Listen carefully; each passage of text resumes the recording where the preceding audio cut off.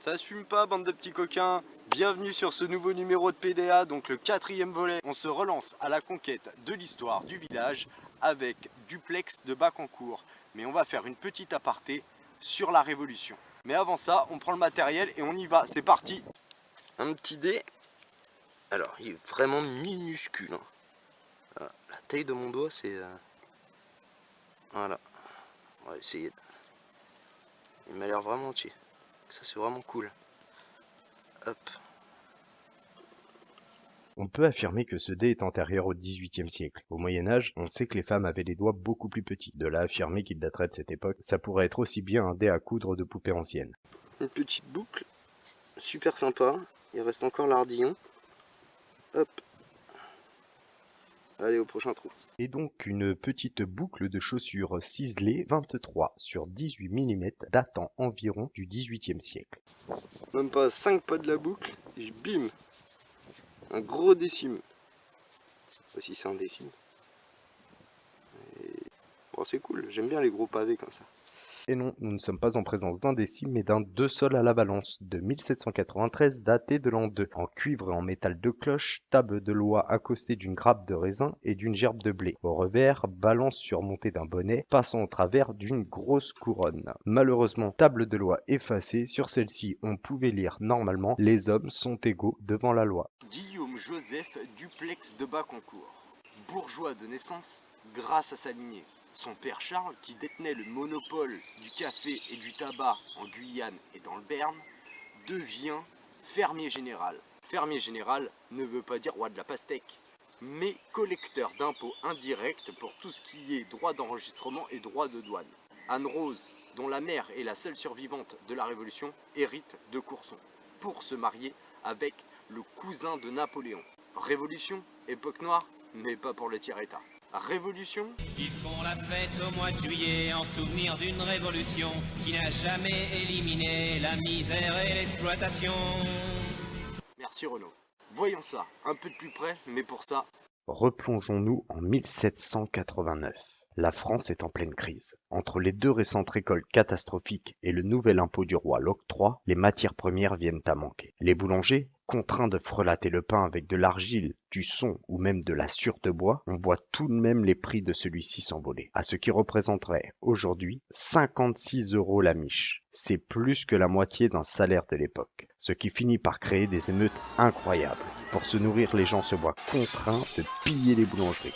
Du 10 au 13 juillet, les citoyens se ruent pour enflammer les barrages de l'octroi. 40 barrières seront détruites sur 54. Louis XVI envoie 300 000 hommes sur les portes de Paris. 14 juillet, 10 h du matin, des cris retentissent dans Paris. 80 000 hommes prennent d'assaut les invalides, volent fusils, canons et se dirigent droit sur la Bastille pour récupérer la poudre qui y est stockée.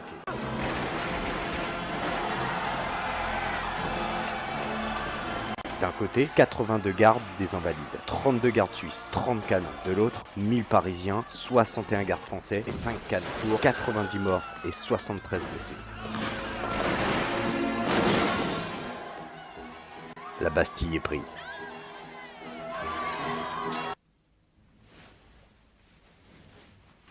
Qu'y a-t-il?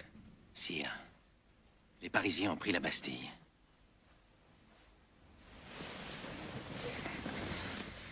Pris la Bastille? Pourquoi? C'est une révolte? Non, sire. C'est une révolution.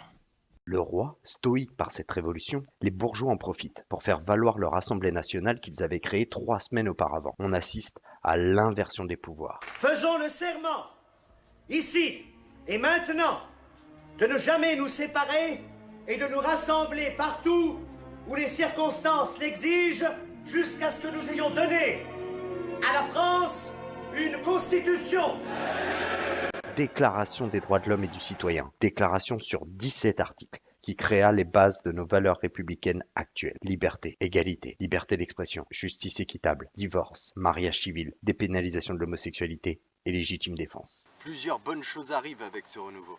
le vaccin contre la variole, prise de conscience des problèmes mentaux, la liberté de la presse qui propagera la langue française dans toute la France. Car les Bretons parlent breton, l'Auvergnat auvergnat et ainsi de suite pour les Normands, le provençal, etc. Le système métrique a été revisité, le mètre, le kilo, le litre seront établis dans toute la France. L'école, les prêtres remplacés par des instituteurs, et malheur aux prêtres qui ne prêtent pas serment. Le calendrier, le grégorien fera place aux républicains, avec des mois tels que pluviose, ventose, germinal, floréal. Il sera abandonné, jugé trop complexe. La guillotine, inventée par M. Guillotin, a présenté son invention à Louis XVI quelques jours avant la Révolution. Les condamnés seront décapités par l'effet de ce simple mécanisme. On ne sent pratiquement rien.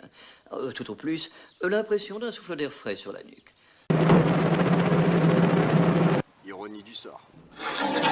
Entre 1793 et 1794, 35 à 40 000 personnes décapitées pour délit d'opinion publique. 60 personnes seront guillotinées chaque jour. La guillotine fonctionnera jusqu'en 1977, jusqu'au jour où, en 1981, j'ai l'honneur, au nom du gouvernement de la République, de demander à l'Assemblée nationale l'abolition de la peine de mort en France.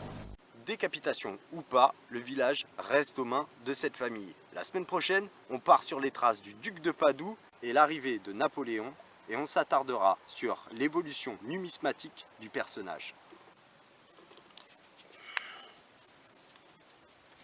Putain. Voilà. Petite pissouille, mais alors... je pense que c'est savon. On n'en tirera pas grand-chose. Je n'ai malheureusement pas pu aller plus loin dans la restauration de cette pièce, tout simplement parce qu'elle est véritablement friable. On peut juste voir qu'il y a une croix en plein milieu. Alors de là à dire si c'est une pièce ou pas, pour le moment, je ne sais pas. Encore une petite pièce, mais alors c'est... tout ça vaut, ça vaut. Bon. Dommage. C'est bien sûr un double tourneau où l'on peut apercevoir une fleur de lys, mais malheureusement le revers est complètement sabot. Je retrouve énormément de petits plombs comme ça, alors c'est vraiment petit pour être une balle de mousquet. Petite bille de plomb, peut-être un petit roulement, je sais pas. Après quelques recherches, elle ne rentre dans aucune dimension standard. À noter que la plupart des pistolets français étaient calibrés en 17,1 mm, ainsi que les mousquetons de la cavalerie. La carabine d'infanterie de 1793, quant à elle, était d'un calibre de 13,5 mm. Il n'est pas non plus exclu que ce soit un roulement ou un plomb de chasse, etc. Après un petit souci de caméra, on n'a pas pu filmer l'intégralité de la sortie. On vous met quelques petites photos de ce qu'on a pu trouver annexement. La semaine dernière, j'ai remercié tous nos abonnés. J'ai pu citer effectivement que ceux qui étaient listés par leurs abonnements, qui n'étaient pas privés, mais bien sûr que je remercie tout le monde sans exception. Un petit plus pour les Yoma puisque notre bannière est une de leurs créations et ils nous laissent l'utiliser gentiment. Donc un grand merci à eux. On vous dit à très bientôt pour le numéro 5 de PDA. Ciao!